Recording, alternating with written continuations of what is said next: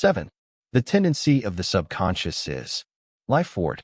Over 90% of your mental life is subconscious, so men and women who fail to make use of this marvelous power live within very narrow limits. Your subconscious processes are always lifeward and constructive. Your subconscious is the builder of your body and maintains all its vital functions. It is on the job 24 hours a day and never sleeps. It is always trying to help and preserve you from harm. Your subconscious mind is in touch with infinite life and boundless wisdom, and its impulses and ideas are always lifeward.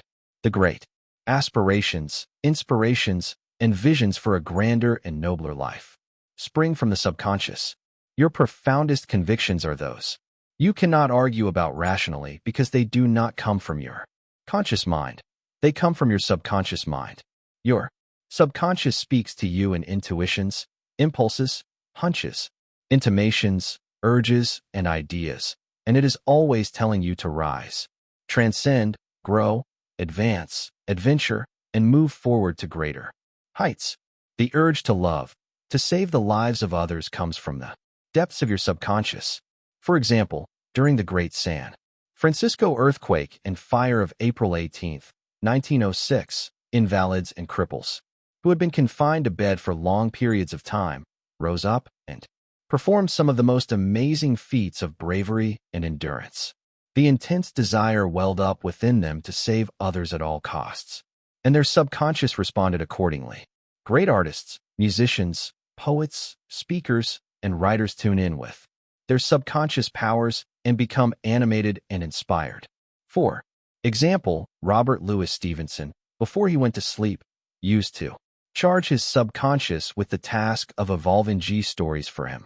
While he slept, he was accustomed to ask his subconscious to give 88 him a good, marketable thriller when his bank account was low.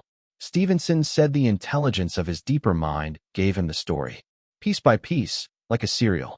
This shows how your subconscious will speak lofty and wise sayings through you, which your conscious mind knows nothing about.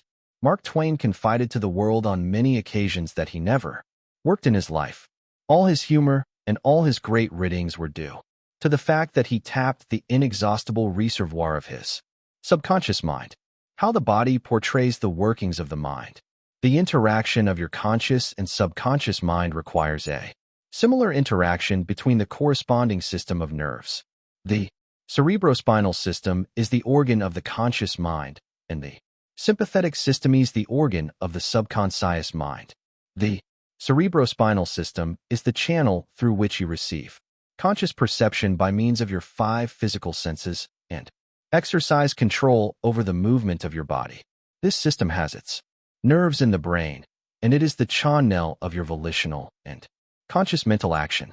The sympathetic system, sometimes referred to as the involuntary nervous system, has its center in a ganglionic mass at the back of the stomach known as the solar plexus, and is sometimes spoken of as the abdominal brain.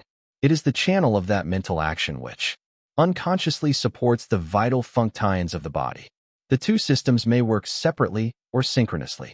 Judge Thomas Troward says, the vagus nerve passes out of the cerebral region as a portion of the voluntary system, and through it we control the vocal organs. Then it passes onward to the thorax, sending out branches to the heart and lungs. Finally, passing through the diaphragm, it loses the outer coating which distinguishes the nerves of the voluntary system and becomes identified with those of the sympathetic system, so forming a connecting link between the two, and making the man physically a single entity. 89. Similarly, different areas of the brain indicate their connection with the objective and subjective activities of the mind respectively. And speaking in a general way, we may assign the frontal portion of the brain to the former and the posterior portion to the latter, while the intermediate portion partakes of the character of both. A rather simple way of looking at the mental and physical interaction is to realize that your conscious mind grasps an idea, which induces a corresponding vibration in your voluntary system of nerves. This in turn causes a similar current to be generated in your involuntary system of nerves, thus handling the idea over to your subconscious mind, which is the creative medium. This is how your Thoughts become things. Every thought entertained by your conscious mind and accept as true is sent by your brain to your solar plexus, the brain of your subconscious mind, to be made into your flesh and to be brought forth into your world as a reality. There is an intelligence which takes care of the body. When you study the cellular system and the structure of the organs, such as eyes, ears, heart, liver, bladder, etc., you learn they consist of groups of cells which form a group intelligence whereby they function together and are able to take orders and carry them out in deductive function at the suggestion of the mastermind, conscious mind. A careful study of the single-celled organism shows you what goes on in your complex body.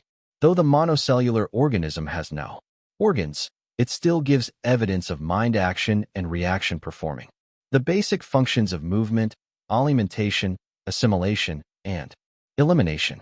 Many say there is an intelligence which will take care of your body if you let it alone.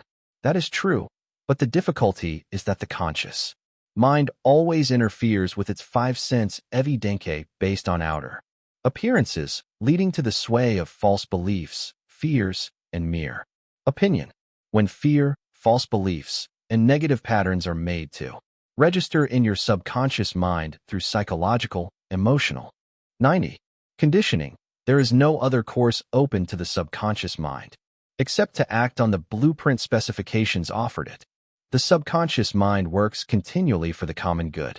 The subjective self within you works continuously for the general good, reflecting an innate principle of harmony behind all things. Your subconscious mind has its own will, and it is a very real something in itself. It acts night and day whether you act upon it or not. It is the builder of your body, but you cannot see, hear, or feel it building, as all this is a silent process. Your subconscious has a life of its own which is always moving toward harmony, health, and peace. This is the divine norm within it seeking expression through you at all times. How man interferes with the innate principle of harmony. To think correctly, scientifically, we must know the truth. To know the truth is to be in harmony with the infinite intelligence and power of your subconscious mind, which is always moving lifeward. Every thought or action which is not harmonious, whether through ignorance or design, will result in discord and limitation of all kinds. Scientists inform us that you build a new body every 11 months. So you are really only 11 months old from a physical standpoint.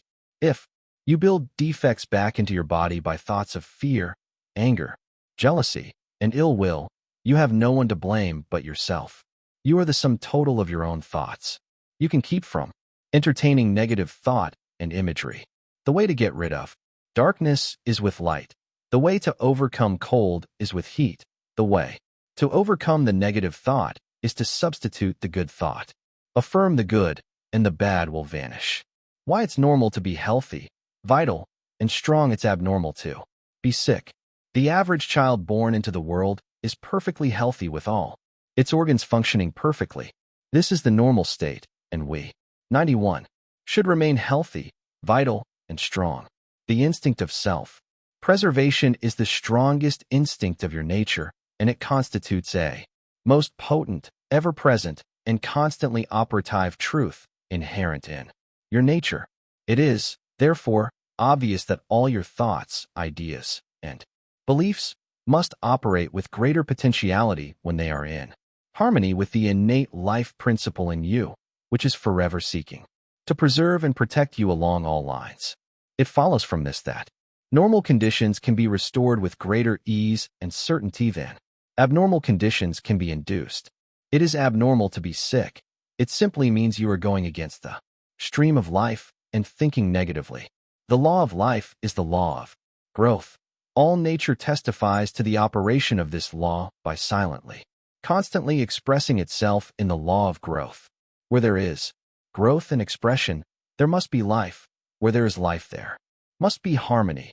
And where there is harmony, there is perfect health. If your thought is in harmony with the creative principle of your subconscious mind, you are in tune with the innate principle of harmony. If you entertain thoughts which are not in accordance with the principle of harmony, these thoughts cling to you, harass you, worry you, and finally bring about disease, and if persisted in, possibly death. In the healing of disease, you must increase the inflow and distribution of the vital forces of your subconscious mind throughout your system. This can be done by eliminating thoughts of fear, worry, anxiety, jealousy, hatred, and every other destructive thought which tends to tear down and destroy your nerves and glands, body tissue, which controls the elimination of all waste material. Pott's disease cured. In the Nautilus magazine of March 1917, there appears an article about a boy suffering from Pott's disease or tuberculosis of the spine who had a remarkable healing. His name was Frederick Elias Andrews of Indianapolis, now minister of Unity School of Christianity, Kansas City, Missouri. His physician pronounced him 92, incurable. He began to pray, and from a crooked, twisted cripple going about on hands and knees, he became a strong, straight, well-formed man. He created his own affirmation, mentally absorbing the qualities he needed. He affirmed over and over again many times a day, I am whole, perfect, strong, powerful, loving, harmonious, and happy.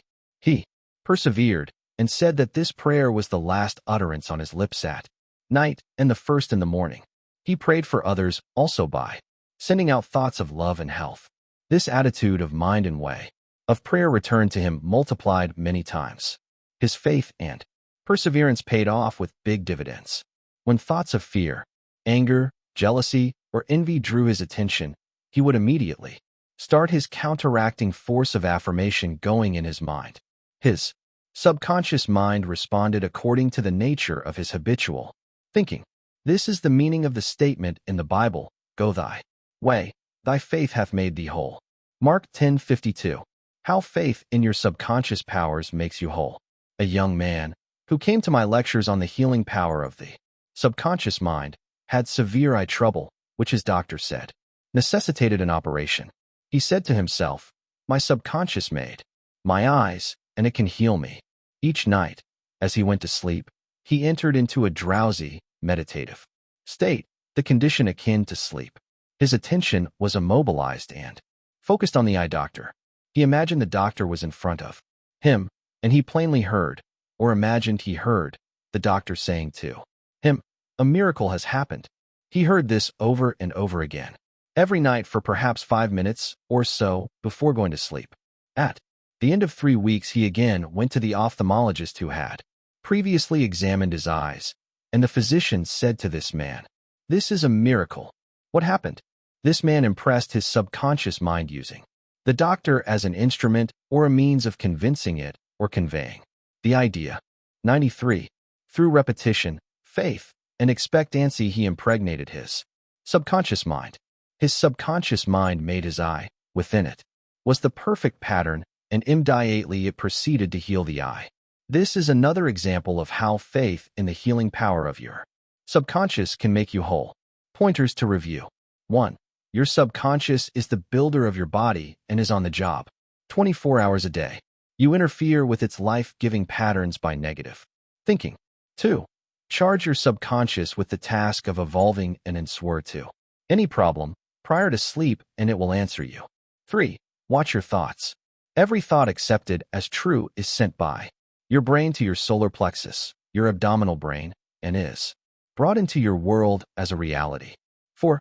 Know that you can remake yourself by giving a new blueprint to your subconscious mind. 5. The tendency of your subconscious is always lifeward. Your job is with your conscious mind. Feed your subconscious mind with premises which are true. Your subconscious is always reproducing according to your habitual mental patterns. 6. You build a new body every 11 months.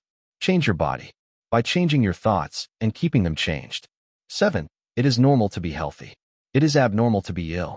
There is within the innate principle of harmony. 8.